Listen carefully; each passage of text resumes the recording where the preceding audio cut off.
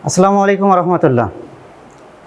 This is Hazrat Ali, lecturer in English. Today I will discuss about voice.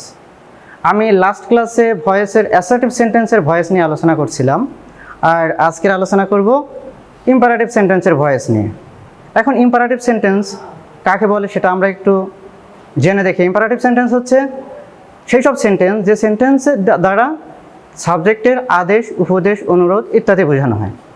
একটা sentence imperative কি না সেটা আমরা কি করে বুঝবো? আমরা জানি ইম্পারেটিভ সেন্টেন্স ভার্ব দিয়ে শুরু হয়, আবার ইন্টারোগেটিভ সেন্টেন্সও ভার্ব দিয়ে শুরু হয়। কিন্তু দুইটার পার্থক্য হচ্ছে ইম্পারেটিভ সেন্টেন্স কিন্তু লাস্টে ফুল স্টপ ইউজ হয় ইম্পারেটিভ সেন্টেন্সে, আর ইন্টারোগেটিভ সেন্টেন্সে লাস্টে ইন্টারোগেটিভ মার্ক ইউজ হয়। এটা দেখে আমরা বুঝে নিব কোনটা ইম্পারেটিভ সেন্টেন্স আর কোনটা ইন্টারোগেটিভ সেন্টেন্স, কারণ ইম্পারেটিভ সেন্টেন্স আর ইন্টারোগেটিভ সেন্টেন্সের রুলস দুই রকম। সেজন্য অবশ্যই আমাদের সেন্টেন্স চিনতে হবে ফার্স্টে, তারপরে কাজ করতে হবে। তাহলে ইম্পারেটিভ সেন্টেন্স হচ্ছে যে সেন্টেন্স দিয়ে সাবজেক্টের আদেশ, উপদেশ, অনুরোধ ইত্যাদি বোঝানো হয়, সেই সেন্টেন্সকে ইম্পারেটিভ সেন্টেন্স বলে। এখন আমরা একটু ভয়েস করে দেখি ইম্পারেটিভ সেন্টেন্সের ভয়েসগুলো কোন রুলস অনুসারে হয়। আর ইম্পারেটিভ সেন্টেন্স নর্মালি দুই রকম হয়ে থাকে, একটা হচ্ছে লেট যুক্ত ইম্পারেটিভ সেন্টেন্স আর একটা হচ্ছে লেট মুক্ত ইম্পারেটিভ সেন্টেন্স। কিছু সেন্টেন্স আছে যেগুলো লেট দিয়ে শুরু হয়, সেটাও ইম্পারেটিভ সেন্টেন্স, আর কিছু সেন্টেন্স আছে যেগুলো ভার্ব দিয়ে শুরু হয়, সেগুলো হচ্ছে ইম্পারেটিভ সেন্টেন্স। তো লেট দিয়ে শুরু হোক আর লেট না দিয়ে শুরু হোক, আমরা যখন অ্যাক্টিভ থেকে প্যাসিভ করব তখন অলওয়েজ আনসারটা লেট দিয়ে শুরু হবে। ঠিক আছে, আমরা একটু উদাহরণ দেখি। তাহলে আমরা আজকের করছি ভয়েস এবং ইম্পারেটিভ সেন্টেন্সের অ্যাক্টিভ থেকে প্যাসিভ। এখানে একটা উদাহরণ আমরা লিখছি, write the article. Write the article, অনুচ্ছেদটি লিখো, এটা হচ্ছে ইম্পারেটিভ সেন্টেন্স। এখন ইম্পারেটিভ সেন্টেন্স এখানে দেখা যাচ্ছে সাবজেক্ট। আমরা জানি ইম্পারেটিভ সেন্টেন্সের সাবজেক্টটা অমিট থাকে, অস্পষ্ট থাকে, বাট সাবজেক্ট থাকে, আমরা বুঝতে পারি না। রাইট দ্য আর্টিকেল, এখন আমরা কি করব, এটাকে অ্যাক্টিভ থেকে প্যাসিভ করব। প্যাসিভ করতে গেলে আমাদের কি করতে হবে? এখানে কিন্তু একটা ভার্ব আছে, একটা অবজেক্ট আছে। আমরা ফার্স্টে কি লিখবো? অবজেক্টটা লিখবো। যথারীতি আমরা অ্যাসার্টিভ সেন্টেন্সে যেমন ফার্স্টে কি করেছিলাম, অবজেক্টকে সাবজেক্ট বানিয়েছিলাম, তারপরে ভার্ব লিখেছিলাম, তারপরে সাবজেক্টকে অবজেক্ট বানিয়েছিলাম। এখানে কি দেখা যাচ্ছে, ইম্পারেটিভ সেন্টেন্সে এখানে সাবজেক্ট নাই, অতএব আমাদের অবজেক্ট লেখার প্রয়োজন নাই। শুধু ওই নিয়মটা, মানে ওই অবজেক্ট লেখার নিয়মটা বাদ দিয়ে বাকিটা কিন্তু আগের মতোই, তবে এই সেন্টেন্স লেট দিয়ে শুরু হবে। আমরা ফার্স্টে লিখবো লেট দ্য আর্টিকেল বি, এরপরে কি রিটেন।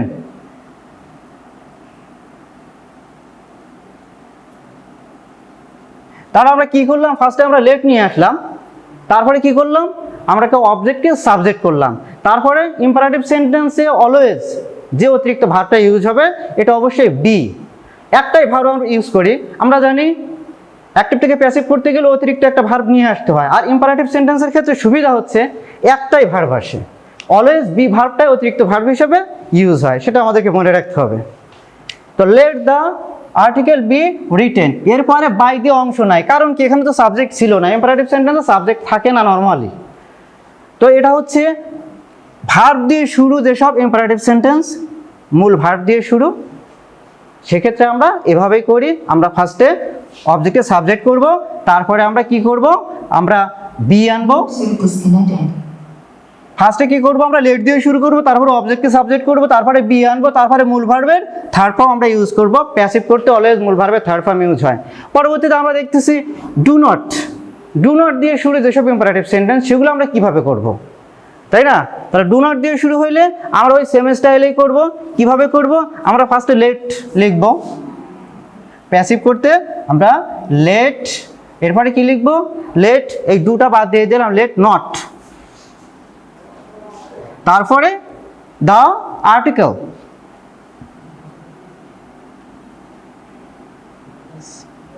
এরপরে বি, এরপরে কি হবে, এই মূল ভার্বের অলওয়েজ থার্ড ফর্ম ইউজ হবে, পাস্ট পার্টিসিপল ফর্ম।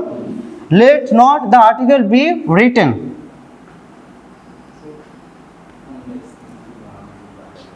তো আমরা কি করলাম, দুটা উঠিয়ে দিলাম, আমরা লেট নিয়ে আসলাম, তারপরে নট, তারপরে যথারীতি আগের মতো অবজেক্টকে আমরা কি করলাম, এখানে সাবজেক্টের এখানে লিখলাম দ্য আর্টিকেল, তারপরে বি আনলাম, তারপরে ভার্বের থার্ড ফর্ম করলাম। তাহলে এটা হচ্ছে কি ডু দিয়ে শুরু হলে, ডু নট দিয়ে শুরু হলে সেটা আমরা কিভাবে করব, এই সিস্টেমে করব।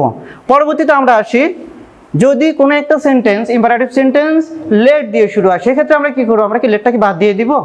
কারণ আমরা যখন প্যাসিভ করি তখন কি করি, লেট দিয়ে শুরু করি। তাহলে যখন অ্যাক্টিভে লেট আছে তখন আমরা কি লেটটাকে বাদ দিয়ে দিব? না, আমরা লেট দিয়েই শুরু করব। তাহলে কিভাবে করব? Let me right the article. এখানে আমরা এটাকে সাবজেক্ট হিসেবে ধরে নেব, এটা ভার্ব, এটা অবজেক্ট। আমরা আবার কি করব, লেট দিয়ে শুরু করবো। এখানে লেট আছে সেটা কোনো সমস্যা না, ইম্পারেটিভ সেন্টেন্স লেট দিয়ে শুরু হতে পারে, আবার অন্য ভার্ব দিয়ে শুরু হতে পারে, কিন্তু আমরা অলওয়েজ আনসারটা লেট দিয়ে শুরু করব। আমরা লেট দিয়ে শুরু করি, তাহলে লেট দ্য আর্টিকেল। এরপরে কি করব, আমরা এই সাবজেক্ট অবজেক্টটাকে সাবজেক্ট হিসেবে এখানে লিখলাম, লেট দিয়ে, তারপরে অবজেক্টকে সাবজেক্ট হিসেবে লিখলাম, তারপরে আমরা কি করব, সাবজেক্টের পর অবশ্যই ভার্ব হবে, লেট দ্য আর্টিকেল, এরপর রাইট আছে, এবং আমরা তো জানি ইম্পারেটিভ সেন্টেন্সে বি অতিরিক্ত ভার্ব হিসেবে ইউজ হবে। তাহলে আমরা ফার্স্টে এখন লিখে নিব দ্য আর্টিকেলের পরে বি, তারপরে কি লিখব, এই যে ভার্ব আছে এই ভার্বের third form be written by, এখানে যে মি আছে, মির অবজেক্টিভ ফর্ম কি, মিটা কি এখানে সাবজেক্টিভ ফর্মে আছে নাকি অবজেক্টিভ ফর্মে আছে? মিটা কিন্তু অবজেক্টিভ ফর্মেই আছে। তাহলে আমাদের এটাকে আবার অতিরিক্ত চেঞ্জ করা লাগতেছে না, আমরা মি লিখে দিচ্ছি এখানে। Let the article be written by me. Okay, তারপরে আমাদের যদি কোনো সেন্টেন্স নেভার দিয়ে শুরু হয়, কোনো সেন্টেন্স নেভার দিয়ে শুরু হলে সেটাকে আমরা কি করব, নেভার দিয়ে শুরু হলে আমরা নেভারের পরিবর্তে ইভার লিখব। তাহলে নেভার থাকলে আমরা কি করব, আমরা নেভারের পরিবর্তে আমরা এখানে নট আসবো, আর নেভার নট যখন আমরা উঠিয়ে দেই তখন আমরা কি করি, নেভার সমান সমান হচ্ছে নট প্লাস ইভার সমান সমান হচ্ছে নেভার। আমরা এই সেন্টেন্সে নেভার উঠিয়ে দেবো। তাহলে আমরা ফার্স্টে লিখবো লেট নট, তারপরে কি লিখবো, দ্য আর্টিকেল,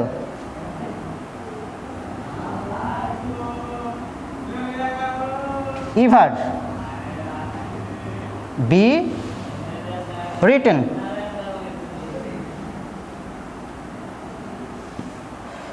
কি করলাম, তাহলে আমরা নেভারকে উঠিয়ে দিলাম, নেভারকে উঠিয়ে দিয়ে আমরা এখানে একটা শব্দ আনলাম ইভার, এবং লেটের পরে আমরা নটটাকে ইউজ করলাম। এই সেন্টেন্সে কিন্তু নট ছিল না, এখানে নট ছিল, আমরা এখানে নট লিখছিলাম, বাট এই সেন্টেন্সে নট নাই। তারপরে আমরা নটটা কোথায় পেলাম, কারণ নটটা কিন্তু এই নেভারের ভিতরে আছে। আমরা নেভারটাকে উঠিয়ে দিয়ে দুইটা শব্দ আনলাম, একটা হচ্ছে নট আর একটা হচ্ছে ইভার। তো এটা মনে রাখতে হবে যে এখানে কিন্তু নট নাই, তারপরে এখানে নট আসবে, লেটের পরে নট আসবে, তারপরে আমরা অবজেক্টটাকে সাবজেক্ট করব, তারপরে আমরা ইভার শব্দটা লিখব, এরপরে আমরা ভার্বের অংশ লিখব, অতিরিক্ত ভার্ব হিসেবে বি আসবে, আর আমাদের মূল ভার্বের অলওয়েজ থার্ড ফর্ম হবে। ওকে, নেক্সট উদাহরণ আমরা দেখি। এইখানে কি আছে, এখানে আছে গিভ মি দ্য আর্টিকেল। এই যে ফার্স্ট সেন্টেন্স এবং 5 নাম্বার সেন্টেন্স, 1 নাম্বার সেন্টেন্স আর 5 নাম্বার সেন্টেন্সের মধ্যে পার্থক্য কি? 1 নাম্বার সেন্টেন্সে কিন্তু ভার্ব দিয়ে শুরু হয়েছিল, আর এই 5 নাম্বার সেন্টেন্সেও ভার্ব দিয়ে শুরু হয়েছে, কিন্তু 1 নাম্বার সেন্টেন্সে কিন্তু অবজেক্ট ছিল একটা, আর 5 নাম্বার সেন্টেন্সে অবজেক্ট আছে দুইটা। তো এটাকে আমরা কিভাবে লিখব?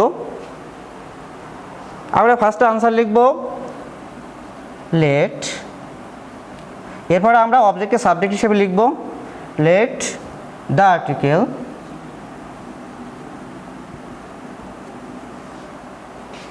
এরপর আমরা ভার্বের অংশ লিখব be given,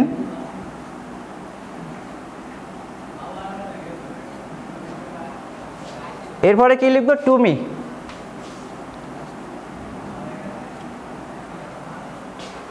give me the article, তাহলে let the article be given to me. এ হচ্ছে ইম্পারেটিভ সেন্টেন্সের আলোচনা। ইম্পারেটিভ সেন্টেন্সের আলোচনার জন্য আমাদের সবথেকে ইম্পর্টেন্ট হচ্ছে একটা সেন্টেন্স থেকে আমাদেরকে বুঝতে হবে এটা কোন সেন্টেন্স, এটা কি অ্যাসার্টিভ সেন্টেন্স নাকি ইম্পারেটিভ সেন্টেন্স নাকি ইন্টারোগেটিভ সেন্টেন্স। আমরা যদি সেন্টেন্স চিনতে না পারি তাহলে কিন্তু আমাদের এটা ভুল হবে। সেজন্য আমরা ফার্স্টে সেন্টেন্স চিনব, তারপরে আমরা এটার আনসার লেখার চেষ্টা করব। আমাদের ইম্পারেটিভ সেন্টেন্সের আলোচনা এখানেই শেষ। পরবর্তীতে আমরা ইন্টারোগেটিভ সেন্টেন্সের আলোচনা করব। আর ইম্পারেটিভ সেন্টেন্সটা তোমরা খুব ভালোভাবে শিখবে, ইন্টারোগেটিভ সেন্টেন্সে দেখবে, তাহলে কোনো সমস্যা থাকবে না। সবাই ভালো থাকবে। আজকের মতো এখানে শেষ করছি। আসসালামু আলাইকুম।